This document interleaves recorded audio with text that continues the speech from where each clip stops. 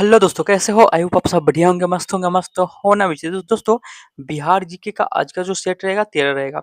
इससे पहले हमने 12 करवा चुके हैं। आपके सुविधा के लिए प्लेलिस्ट बना हुआ है, वहाँ पे जाके सिंपली 12 सेट आप देख सकते हैं, ठीक है?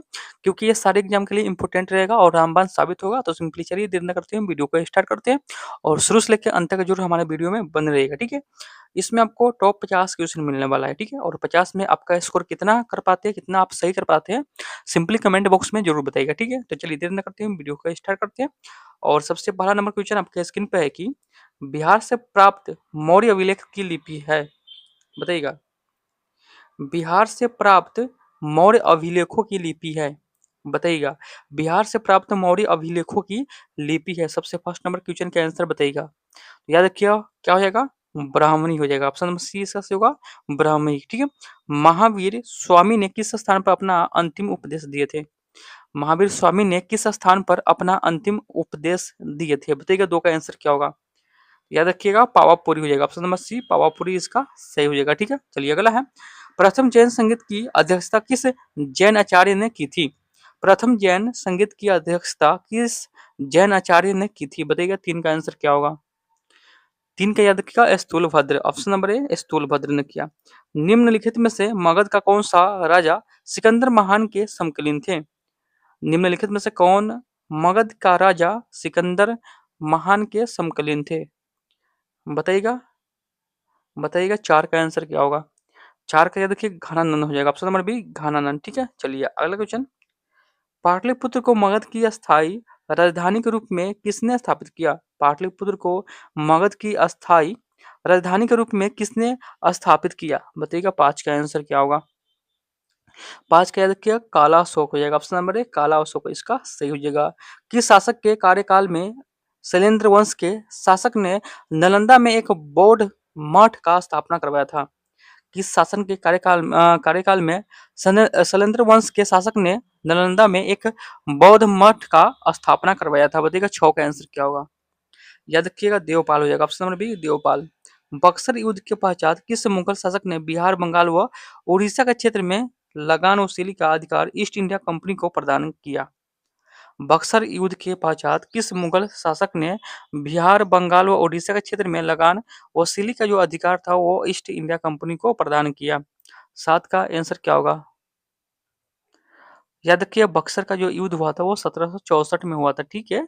जो अंग्रेज जीत लिए थे, ठीक है। तो बताइएगा यहाँ पे कि ईस्ट इंडिया कंपनी को प्रदान किया, बताइएगा किसने प्रदान किया था, किस मुगल शासक ने?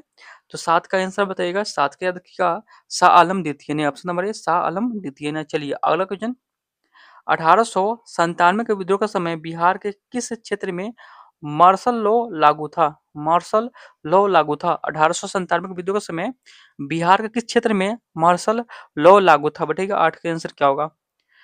आठ का याद रखिएगा, पटना, सारण और जहानाबाद, ठीक है। उपयुक्त में से एक से अधिक हो जाएगा, ठीक है।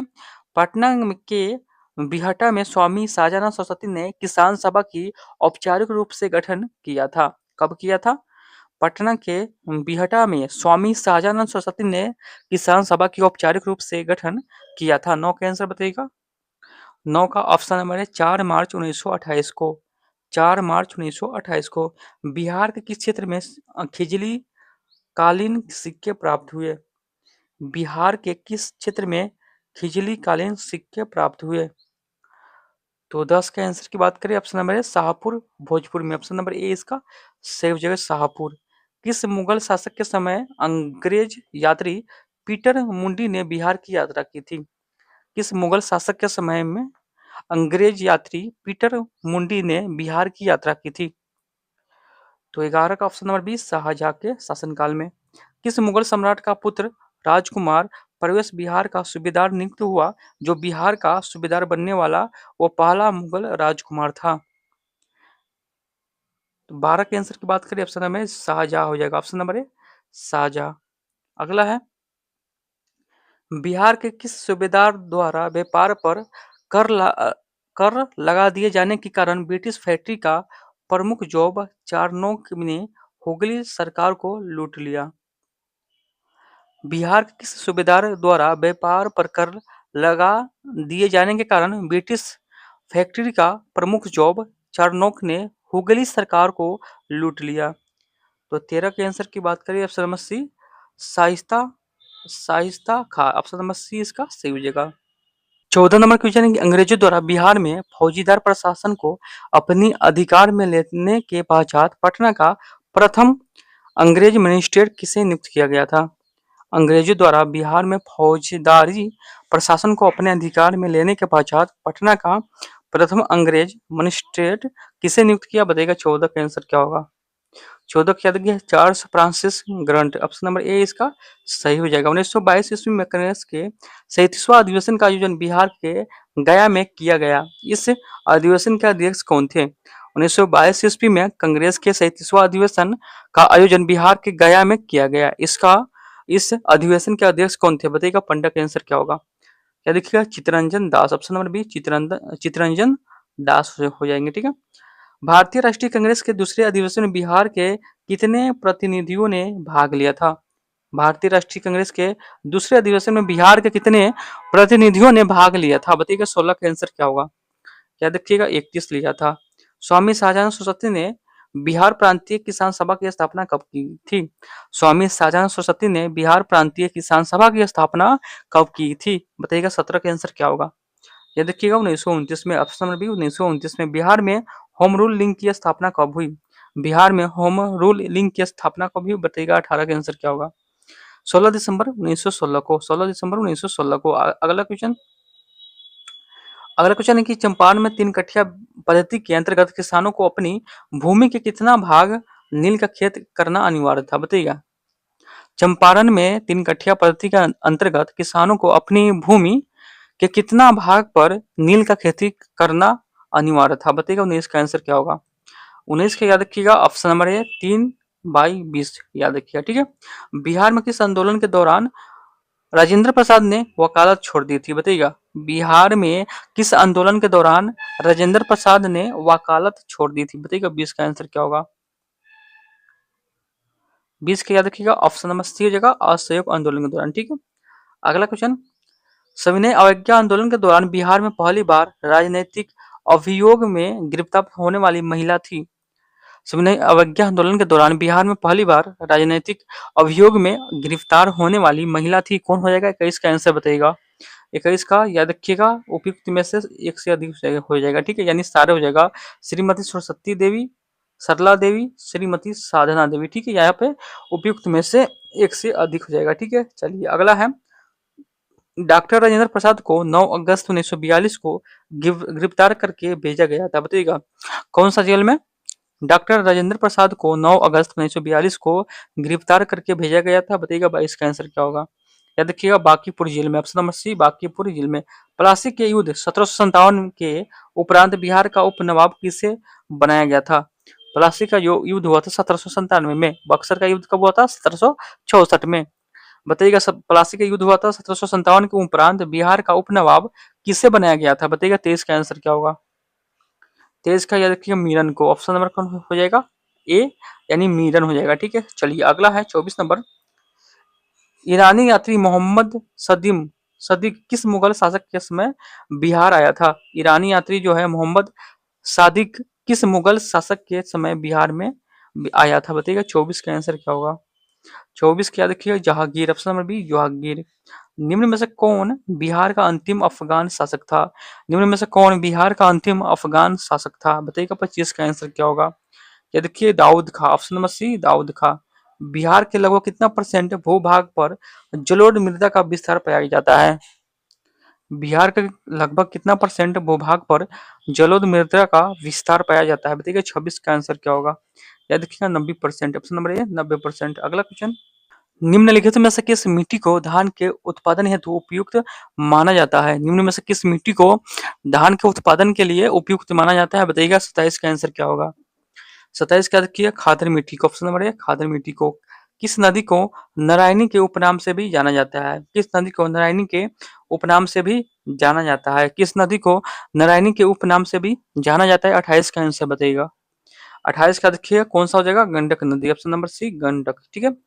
मेची निम्न में से किसकी सहायक नदी है? मेची निम्न में से किसकी सहायक नदी है? बताइएगा 29 का आंसर क्या होगा। 29 का देखिएगा महानंदा के, ऑप्शन नंबर ए महानंदा के सहायक नदी है। अगला क्वेश्चन, गौतम बुद्ध वन्यजीव अभयारण्य स्थित है, बताइए कहाँ स्थित है। गौतम बुद्ध वन्यजीव अभयारण्य कहाँ स्थित है, बताइएगा 30 का आंसर क्या होगा। तो याद रखिएगा कहाँ स्थित है, तो गया में स्थित है, याद रखिएगा ऑप्शन नंबर सी गया। बिहार के कितने जिले उत्तर प्रदेश के साथ सीमा साझा करते हैं, बिहार के कितने जिले हैं जो उत्तर प्रदेश के साथ सीमा साझा करते हैं, बताइएगा 31 का आंसर क्या होगा। 31 के याद रखिएगा 8 जिला, ऑप्शन नंबर सी 8 जिला। पूर्व मध्य रेलवे का मुख्यालय बिहार के किस जिले में स्थित है, बताइएगा। पूर्व मध्य रेलवे का मुख्यालय बिहार के किस जिले में स्थित है, बताइएगा 32 का आंसर क्या होगा। तो 32 के याद रखिएगा वैशाली में, ऑप्शन नंबर बी वैशाली में स्थित है। चलिए अगला है, निम्नलिखित में से कौन सी परियोजना बिहार, उत्तर प्रदेश तथा मध्य प्रदेश की संयुक्त परियोजना है, बताइएगा। निम्नलिखित में से कौन सी परियोजना बिहार, उत्तर प्रदेश तथा मध्य प्रदेश की संयुक्त परियोजना है, बताइएगा 33 का आंसर क्या होगा। 33 का आंसर बताइएगा। 33 की याद रखिएगा बाण सागर परियोजना, ऑप्शन नंबर बी बाण सागर परियोजना। निम्न में से कौन सी खरीफ फसल के उदाहरण है, निम्नलिखित में से कौन खरीफ फसल का उदाहरण है, 34 का आंसर बताइएगा। तो याद रखिएगा उपयुक्त में से एक से अधिक हो जाएगी, यानी पे धान, बाजरा और ज्वार यहाँ पे तीनों हो जाएगा, ठीक है। वर्मी कॉम्पोस्ट के व्यवसायिक उत्पादन पर अनुदान देने वाला देश का पहला राज्य कौन है। वर्मी कंपोस्ट के व्यवसायिक उत्पादन पर अनुदान देने वाला देश का पहला राज्य कौन है, बताइएगा 35 का आंसर क्या होगा। बिहार हो जाएगा, ऑप्शन नंबर ए बिहार। बिहार में गन्ना का सर्वाधिक उत्पादन किस क्षेत्र में होता है, बिहार में गन्ना का सर्वाधिक उत्पादन किन क्षेत्र में होता है, बताइएगा 36 का आंसर क्या होगा।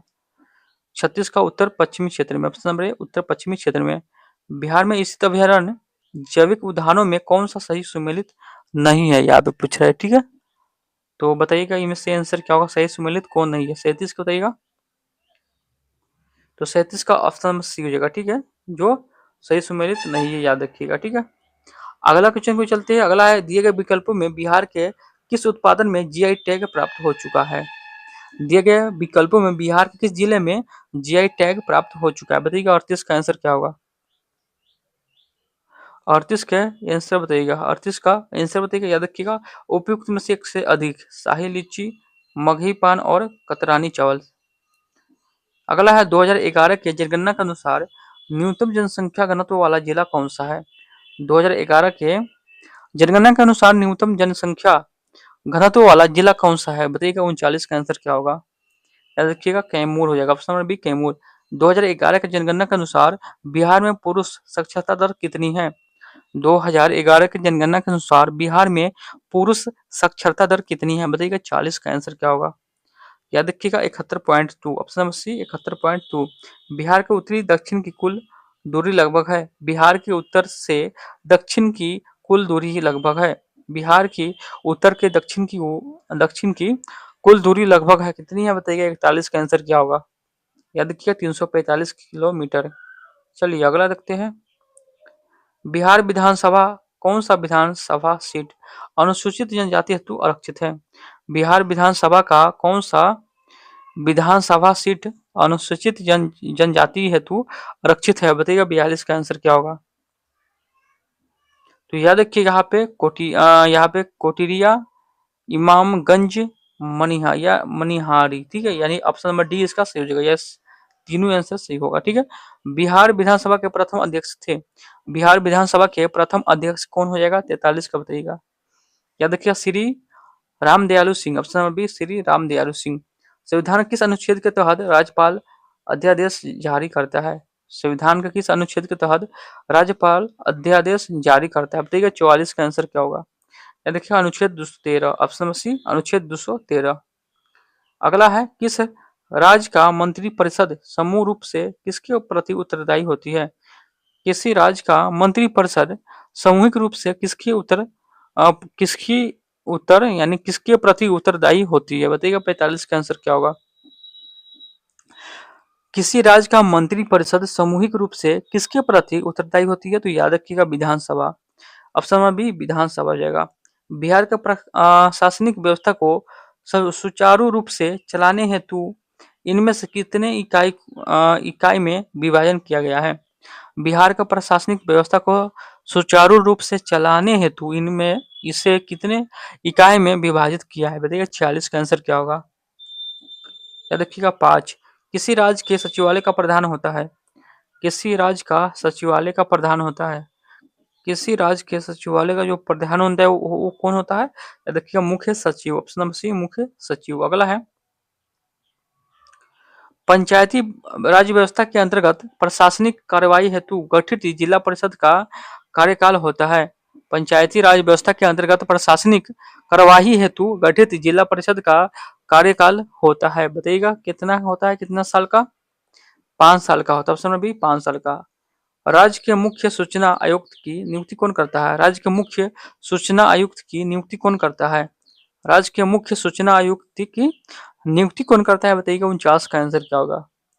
राज्यपाल करता है। ऑप्शन सी राज्यपाल। गैर बिहार का पहले गैर कांग्रेसी मुख्यमंत्री थे। बिहार के पहले गैर कांग्रेसी मुख्यमंत्री थे। बताइएगा 50 का आंसर क्या होगा?